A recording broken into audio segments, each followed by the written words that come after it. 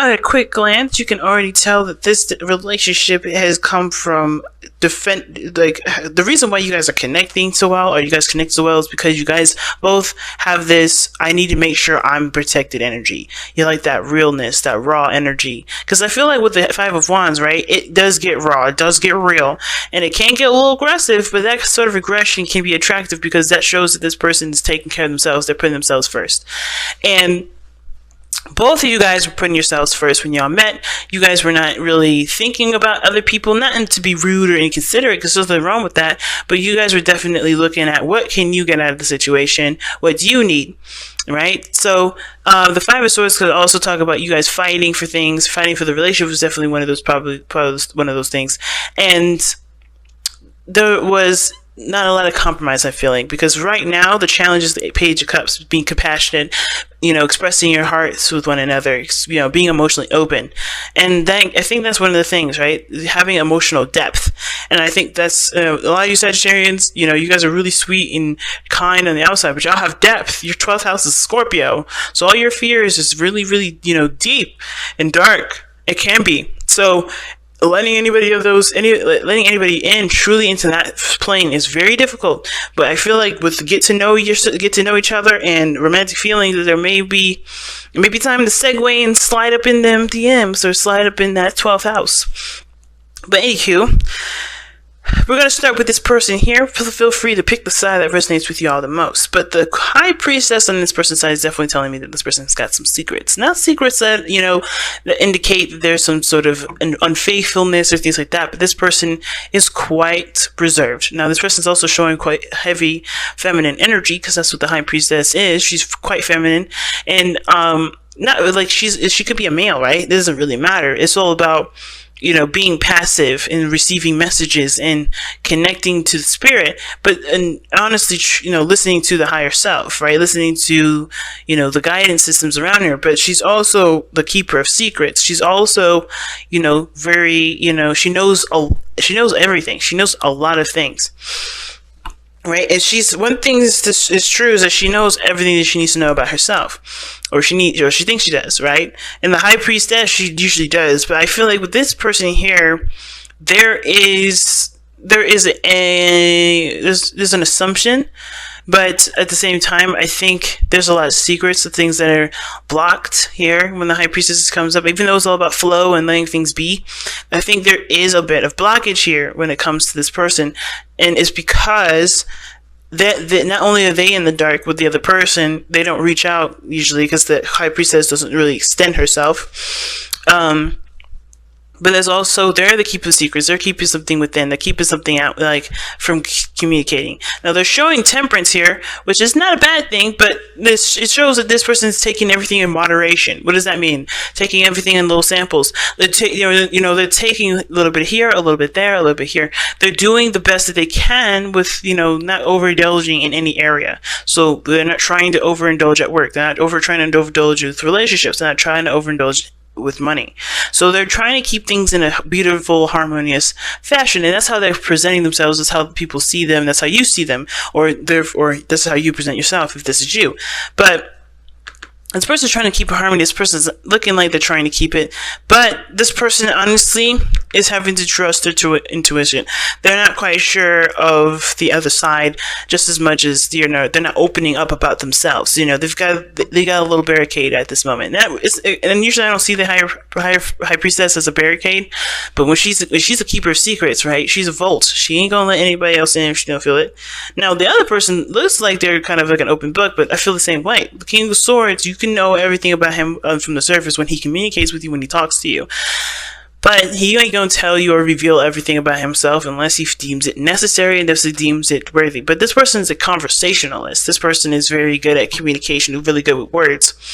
And this person also is very clear on who they are. Now, I think this, like I said, I don't know if this person truly knows who they are to the T. They know a lot of things. They know something. But they don't necessarily give me the vibe that they are aware of some things because of the Nine of Swords that's there. But But this person, though, they definitely are aware of who they are, their strengths, their weaknesses. They know how they feel. They're very true to their being. They're very true to their experiences, and they're very true to the people around them regarding who they are, right?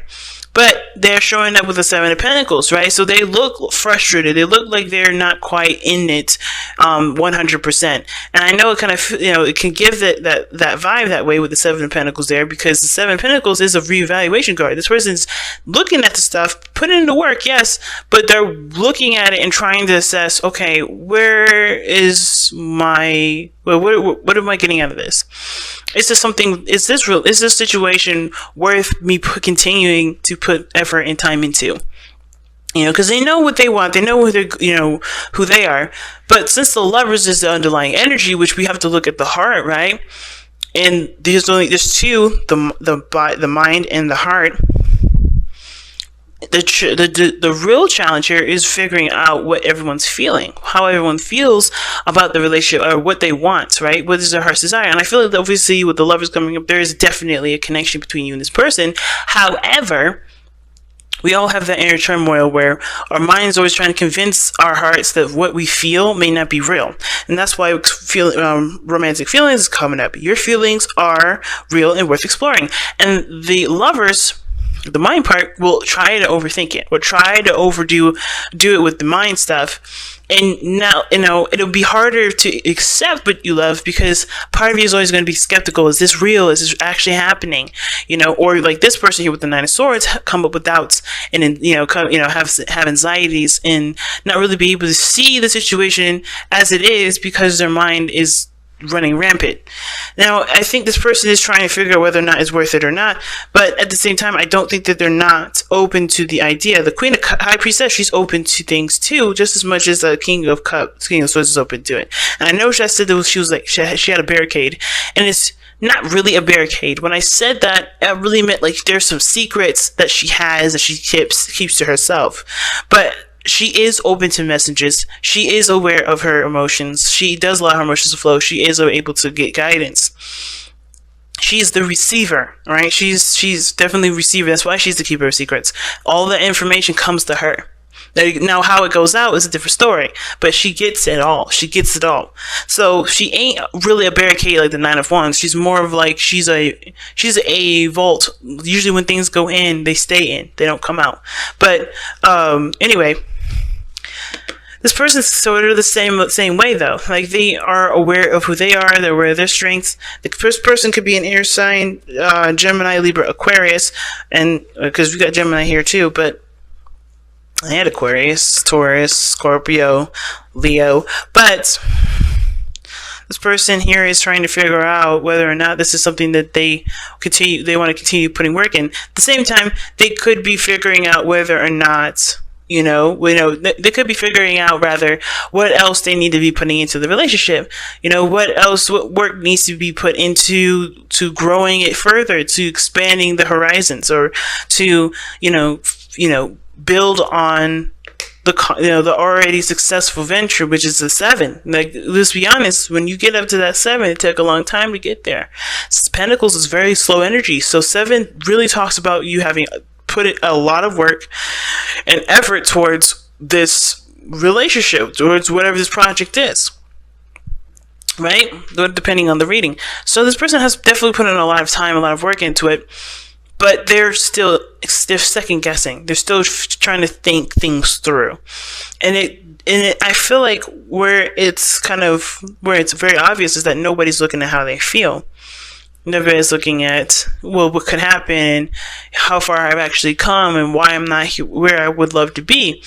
And that's where the Page of Cups comes in, where everyone's going to have to figure out what they want to feel and start having conversations and communicating with each other about where each other's goals may be, what everybody's fears may be, what everybody's anxieties may be, right? And what everybody's, concerns are when it comes to building a stable connection. Because if you look down in the spiritual plane, all this is coming up because this person is stressed out, is worried, is uncertain, right? And this uncertainty is not anything to do with what what they are encountering or experiencing at this moment, because this is peace and zen here. This is peaceful. their whole environment is peaceful, but they're stressing out in their mind because, of course, they're not opening up in the sense of communicating their secrets, talking about things, getting to, to a depth portion. Of course, that stress could be due to the fact that they may not trust the other person. They may not trust people, period, which is why we have the Five of Swords there, the lack of trust of others, and that can make sense. But at the same time, if this is something that's going to develop into a beautiful relationship, right? One that can honestly maybe eventually, move on to, becoming, creators of the next generation, there has to be an understanding and a level of trust from both parties. And I think that that's where this thing kind of comes in. The Page of Cups is trust, is, yes, opening doors to a new opportunity, communicating from the heart, cultivating a heart's desire, a small something, right? Small dream. But it starts by communicating that and sharing it with each other, and honestly, being open about how you two feel about it one another, but also being open about how you feel about the other person for yourself, and being honest with yourself about how you feel. Because I think this person's very true to how they feel, but they just don't know if it's worth the effort going forth, because they realize all the hurdles, all the jumps and things that they have to continue to go through. There's still a lot of work ahead, but they have to make that decision. Is it continuous? Is this worth it? Is my love, is what I want from this person, or what I want from myself anyway, something I can fight for? Because really, when the Page of Cups comes up in the Seven of Pentacles, it's not whether or not I want to be with this person because I love them, or if it's worth it because we have a lot of problems, whatever. It's not about that, really. It's about, is this worth me taking the risk and continue to invest myself into a relationship to go after what I want? Because this person is obviously, each other, it seems like, at least in my opinion from this person, it's very clear that they want the other person. It's about, is their dream worth pursuing or not? You know what I mean? But this other person, they have things about themselves. I think they're nervous about communicating, so they're trying to keep things light, keep things fluffy, kind of keep things in a peaceful state. But there's truly no harmony, because there's some things that are bugging them. And honestly, I think they just need to honestly be honest with themselves about how they really feel about being in a relationship, about being with this person, or about things that, about whatever, right? They just don't have to feel like they have to cover themselves up. But with this person here, with the World coming up, as to why this person is reevaluating their situation, but also is very secure in, who they are, very serious about, moving forward with this relationship, is because they've completed a cycle. They've wrapped something up. They've closed the door, and they're really trying to figure out, is this the next step towards my happiness? Am I going to go ahead and make that, am I going to go ahead and continue to dedicate myself and continue to build off of that? And that's a hard one, right? But if there's ever any doubts, any sort of, uncertainty, whatever, it starts by kind of I feel like the answer is through talking to each other about each other's heart's desires, and really trying to get to know each other. Because I think if you guys spend time together and really get to know each other, it would help to figure out if this love that you have is something worth still maintaining, still trying to build this healthy balance of. Damn, that's a beautiful card right there, guys. Y'all have I love you. These are very important words. And I think sometimes we may get caught up in the struggle of trying to maintain a relationship, and we just forget that what the real reason as to why you guys got together in the first place, which was the connection, which was the love that you felt for each other, that profound, feeling of love that you have, not just for yourself, but that you have for the other person. You know what I mean?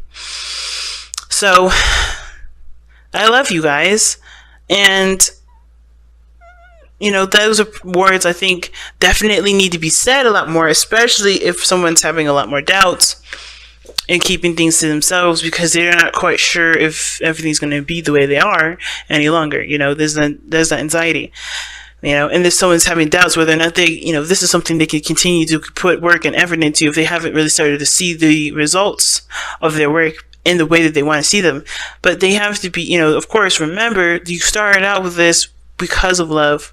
Well, you started out because you guys definitely seen that you guys wanted something for yourselves, but is there real love that's connecting you guys, or are you guys just trying to get something out of each other? Are you guys just trying to look for something out of each other? Is someone just trying to remain peaceful, or is someone that's just trying to, to continue to purge and explore themselves? But I love you is a very important word, are the most important words, because love is unconditional. It has no attachments. It has no desires to it. It's literally a feeling. And I think sometimes it's a good reminder to have, it's a good thing to say them sometimes, to remind not just the other person, but yourself, that this relationship is founded off of, and it can be, can be founded, or can be blossomed or purged or prosperous because of love. And only love.